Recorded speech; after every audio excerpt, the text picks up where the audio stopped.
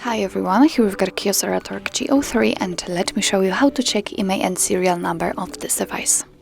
So actually we've got two options to choose from. The first one is using a secret code and the second is using the settings. So of course I will show you both. Let's begin with the secret code. So let's tap on the phone, let's choose the keypad and let's type *##06#.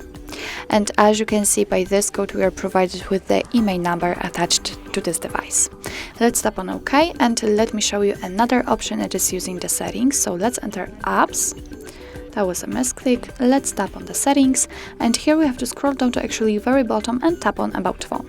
Now let's tap on the status right here and here we've got the IMEI information. So let's tap and here we've got the IMEI info and number, and after scrolling down we've got the serial number attached to this device. So actually that's all. This is how to check IMEI and serial number in your KYOCERA Torque G03.